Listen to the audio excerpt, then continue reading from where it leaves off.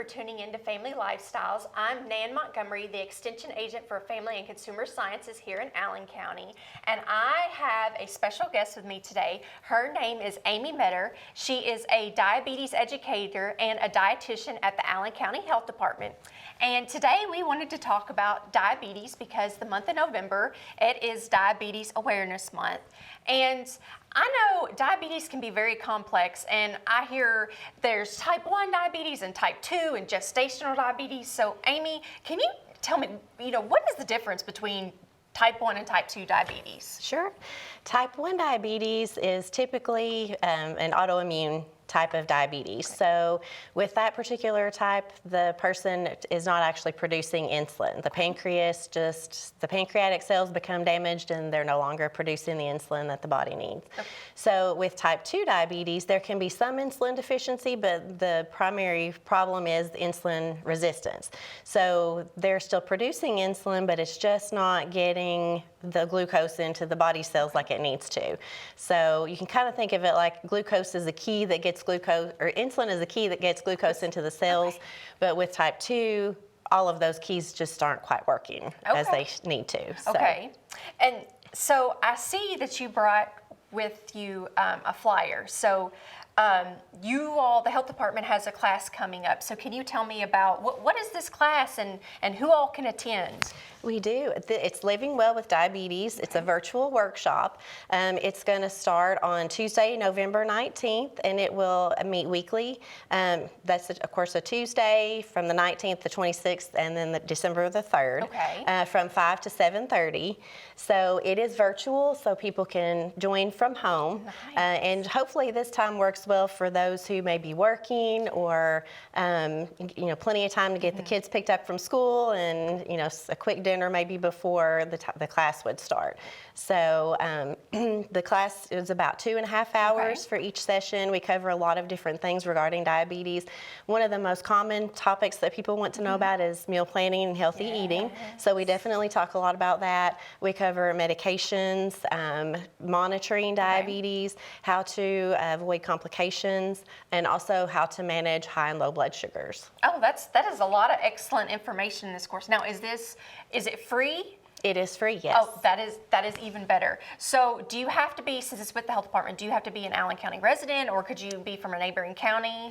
You do not have to be an Allen County resident, and especially since this one's virtual, you can join from anywhere. You do need to be a Kentucky resident, but anywhere across the state of Kentucky, you're eligible to participate. That is awesome. So if they want to sign up, do they contact you at the health department, or who would they contact at the health department? They can just call us at the health department. The number is 270-237-4423, and just let the receptionist know they want to register for the diabetes class, and they'll get them in touch with me. Okay. Well, I know that you had mentioned a lot of great information. So one of the things that you talked about in this is meal planning, and people may be concerned because when you get diagnosed with diabetes, you're more than likely going to have a few dietary changes. Mm-hmm. So can you tell me what would be, what would that person's plate maybe look like now once they get a diabetes diagnosis?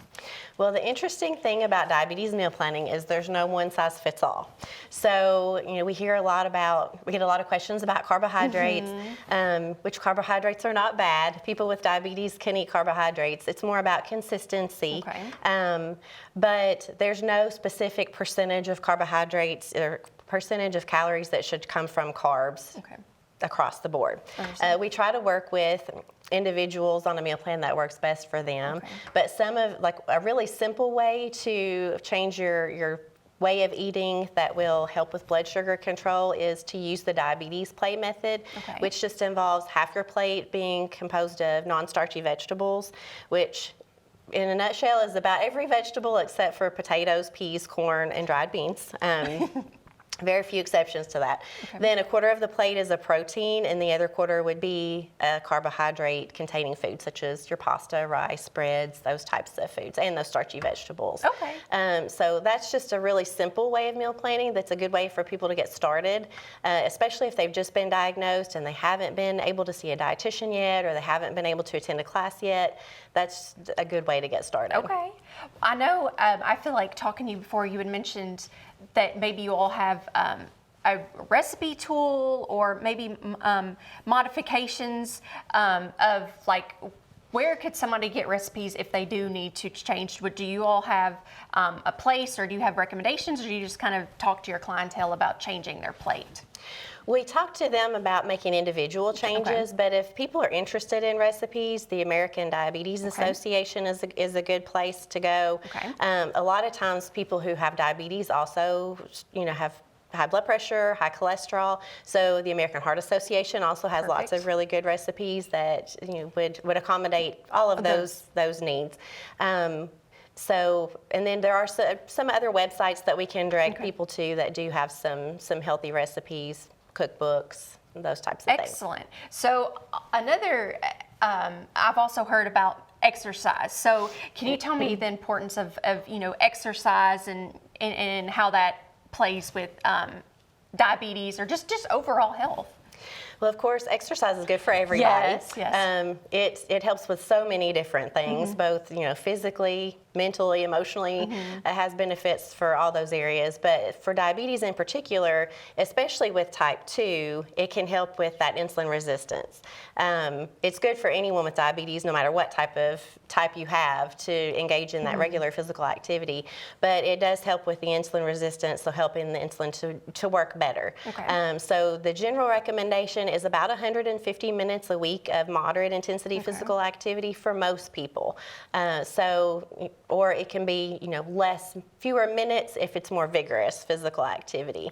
But that can be as simple as, walking 30 minutes a day for about 5 days a week. So it doesn't have to be running a marathon or anything, really intense like that. That's what I think sometimes, or I've always been told, try to make exercise fun. Find something you enjoy. For instance, my daughter, she loves to dance. So we'll have dance parties, in the living room. And that's something that I get some exercise and enjoy. So I'm spending time with my daughter, but I'm getting exercise. And it's like you said, I'm not going out and having to run a marathon, or it doesn't mean you have to go, get on the treadmill, find something that you enjoy, and that can make exercise fun and enjoyable. And then you're going to be able to hit those goals that is recommended.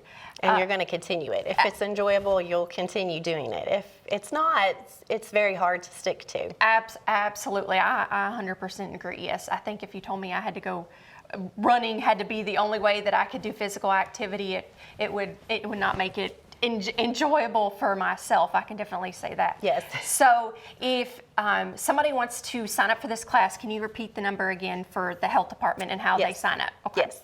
It's Allen County Health Department. The number is 270-237-4423. And they can either ask for me, my name's Amy, or they can just ask to speak with someone about signing up for the diabetes class. Okay. We're going to be back here in a few minutes after the break, and we are going to discuss some more topics related to diabetes.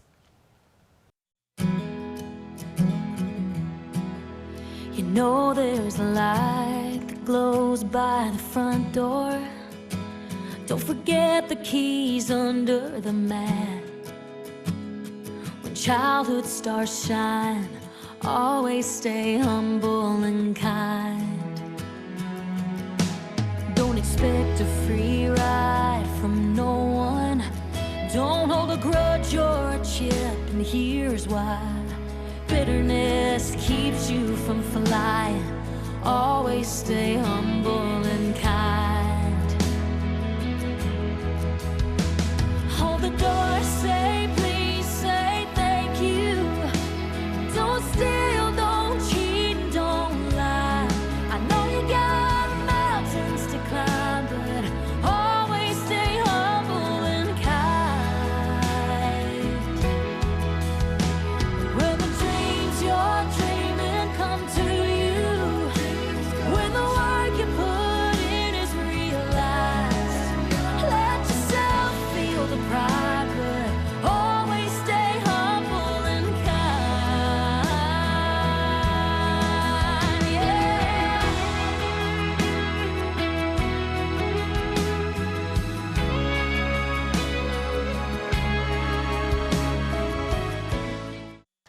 Hi, welcome back. I am Nan Montgomery, the Extension Agent for Family and Consumer Sciences here in Allen County. And if you're just now tuning in, we have a special guest. This is Amy Meador with the Allen County Health Department. She is a dietitian and a diabetes educator.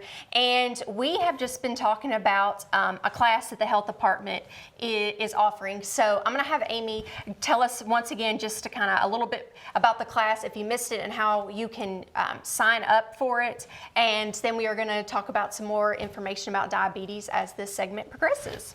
Thank you. Yes, we have a Living Well with Diabetes virtual workshop coming up in November. So it will meet on Tuesdays, November 19th, the 26th, and December the 3rd, from 5 to 7:30 p.m. Okay. So these are virtual classes, so anyone across the state of Kentucky could join in with us. You don't have to be an Allen County resident to participate. And if you're interested in participating in this class, all you need to do is just call the health department, 270-237-4423, and just ask to register for the diabetes class. I think this is excellent that it is a virtual class that's going to be able to, I feel like, hit different audiences, especially your working audiences, and just the fact that it's virtual. I like virtual. It just seems to work better with my schedule. Yeah, you can sit home in your pajamas on the couch if you want. So. That sounds amazing. I love that idea.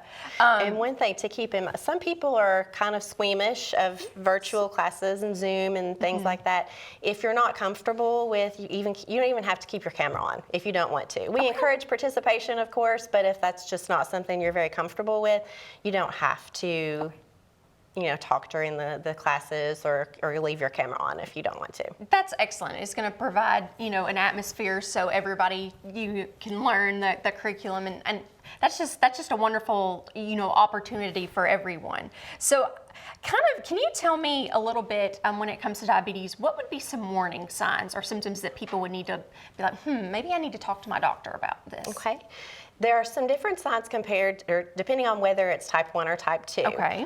With type 1 diabetes, which generally happens more so in younger individuals, but it can occur at any age. Okay. We just see it more often in people that are under age 35. But some symptoms of type 1 might be you feeling tired a lot, weight loss that's not planned. Okay. Or not intended, lots of thirst, having to go to the bathroom a lot, urinating a lot. I've had, people say, well, I was getting up 5 or 6 times a night to go to the bathroom.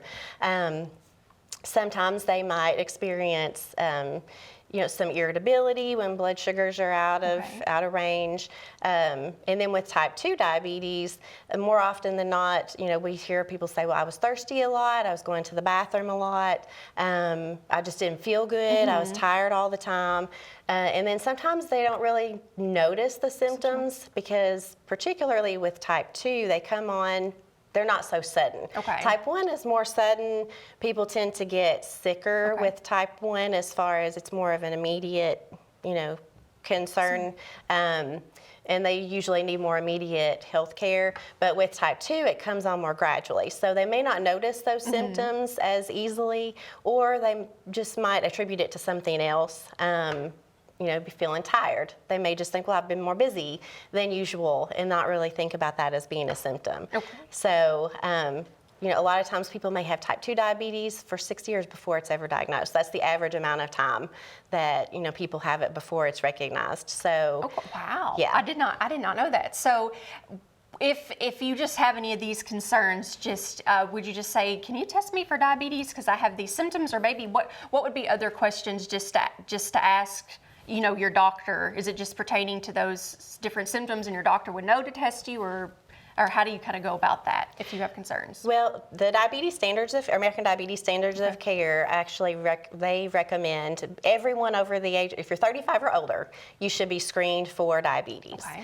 And younger, if your body mass index is a 25 or higher, so if you're overweight and you have one other risk factor for diabetes, so if you have a family history, if you are sedentary or not, you don't get regular physical activity, if you have high blood pressure, some of those other chronic health conditions, those can also, you can be more at risk for diabetes if you have some of those other things too.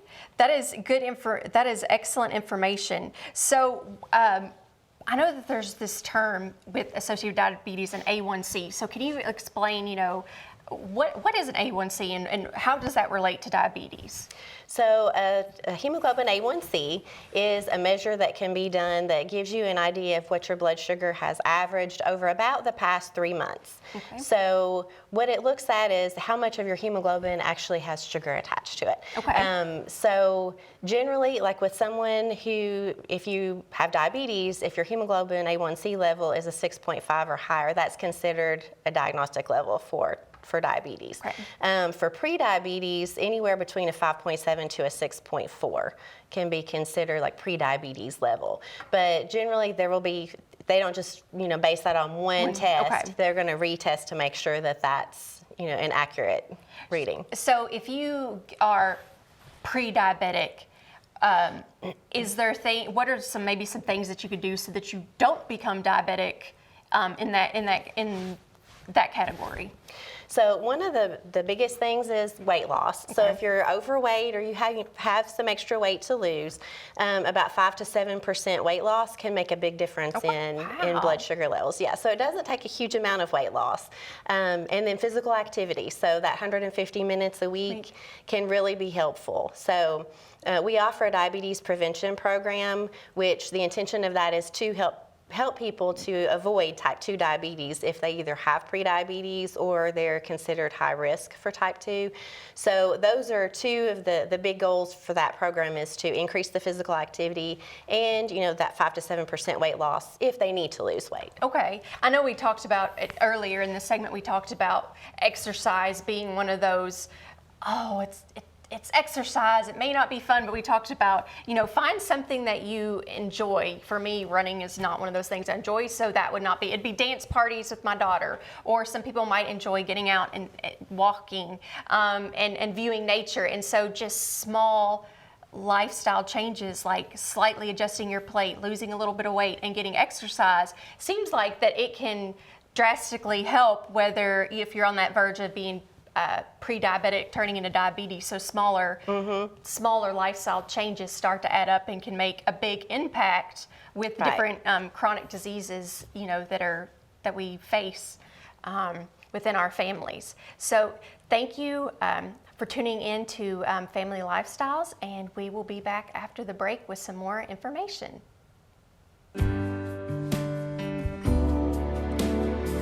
Another summer day has come and gone away from Paris or Rome, but I wanna go home.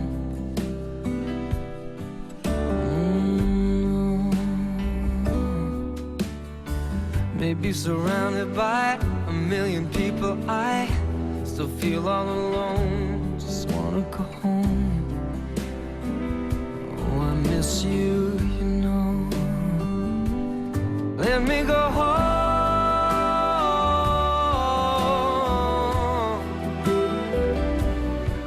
Just too far from where you are. I wanna come home.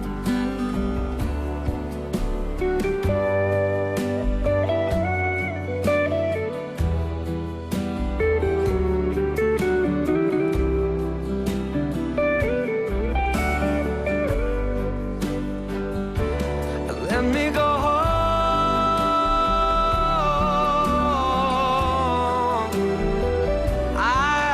My run, baby, I'm done. I gotta go home. It'll all be alright. I'll be home tonight. I'm coming back home. Thank you for rejoining us for Family Lifestyles. I'm Nan Montgomery, the Extension Agent for Family and Consumer Sciences here in Allen County. And today I have with us Amy Meador from the Allen County Health Department. She is a diabetes educator and she is a dietitian. And so November is Diabetes Awareness Month. And I know with November and the upcoming holidays, probably healthy eating is not maybe the first thing that comes to your mind. At least I can think with my family get-togethers, healthy eating would probably not be that just is not what pops in my mind when I think of the pies and the candies and all the goodies. But today, I would like to talk about maybe how can we change our eating around the holidays to maybe be more inclusive of individuals who have different types of chronic diseases and need to watch what they're eating. So, Amy, do you have any recommendations for these upcoming family get-togethers of maybe what are some options that we can bring or some adjustments that can be made to recipes?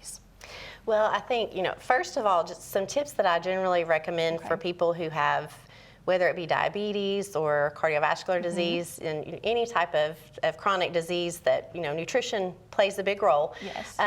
If you know that you're going to be going to a get-together, sometimes what people like to do is they say, well, I'll just save up. I'm just not going to eat breakfast and I may not eat lunch. I'm going to just save up to eat a big meal, at their gathering. So I recommend avoiding doing that, because what happens is by the time you get to your gathering, you're so hungry that it makes it really difficult to make healthier choices. So it's easy to just grab, some of everything. So a better option would be to have a little snack. Eat smaller meals that day, but make sure that if you're hungry before you leave to go to your get-together, have a little snack, a healthy snack to kind of hold you over, so that you're not so hungry when you get there, and it just makes it easier to have more forethought on what items you choose. I do suggest planning, with your family to decide who's bringing what, and that way for sure that you're going to have some healthier options there. Now, I never tell people you can't have a piece of cake, you can't have a piece of pie. Absolutely. And especially on Thanksgiving. We want to be able to enjoy the holiday and enjoy food. But you may just want to look at, okay, if I know I'm going to have this cake or this pie, have a small portion, and then just maybe look at what you're eating on your plate before that. Okay. So instead of loading up on the sweet potato casserole and the hash brown casserole, the other potatoes and those the breads and other high carbohydrate foods, maybe cutting back a little bit in that area so that you can have that piece of cake or a piece of pie that's not going to really make your blood sugars go up too high. I don't recommend doing that a lot, just as a regular thing to use all your carbohydrates on sweets, but on special occasions like that, or every once in a while, if you want to have something special, that's fine. Absolutely. I think that's kind of maybe a myth. While if someone gets a diagnosis with diabetes, that maybe, I can never eat this food ever again. Right. And that's not necessarily the truth. It's all about, portion sizes and moderation, and it doesn't mean that you can never have that treat, or it'd be a sometimes food. So you don't need to eat it all the time, but with those special holidays, that you can have that treat that you are looking forward to. So another question that I get asked a lot, can you explain more about carbs? Because I feel like carbs get maybe a negative word is tied to them, and I've always heard that you do need some carbs for energy within your body. So can you explain a little bit more about carbs? Right.